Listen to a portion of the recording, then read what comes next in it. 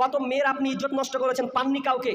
তা আপনি 9 নম্বরে একটা মেয়েকে বিবাহ করেছেন, আপনি 8টাকে পছন্দ করেছেন দুনিয়াতে, দুয়া তো জীবনে কোনোদিন শিখে নাই, তো আপনি 9 নম্বর বিয়ে করে নিয়ে এসেছেন। তা আপনার বাপ বলছে, বেটা তোর জন্য আমি বউ দেখেছি রে। তো বউ দেখেছো, তুমি ঠিক করে নিয়েছো?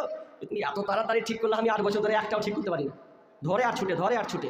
তো বেচারি দুয়া বলবে কি, চুলে হাত দিয়ে দুয়া বলবে কি, ঘরে ঢুকেও শুরু করে দিয়েছে, আমি ঠকি নাই, আমি ঠকি নাই রে। স্ত্রী বলছে, তুমি কিসে ঠকনি? এখন বাসর ঘর, সুন্দর কথা বলবো, দুটা কথা বলবো, হ্যাঁ আপনার দোয়া হবে, হ্যাঁ মানে তোমার জীবনী আমার জীবনী এক অপরকে আলোচনা করবো, তো তুমি শুরু করে দিলা, আমি ঠকি নাই, আমি ঠকি নাই রে, তুমি আমার 9 নম্বর বিবি রে। তখন ই তো ভেজালে পড়ে যে 9 নম্বর বিবি বলে, তো দাঁড়া তোর এবার আমি দেখছি। তখন ও শুরু করে দিয়েছে, আমি ঠকি নাই, আমি ঠকি নাই রে, ও তুমি আমার 10 নম্বর স্বামী রে। লেবার ঠেলা, তো দুজনে ভেজালে পড়ে গেছে যে আমি ঠকলাম, তো তুই ফের আর 10টা পাস করে নিয়ে এসেছিস। বাসর ঘরে দোয়া বলবে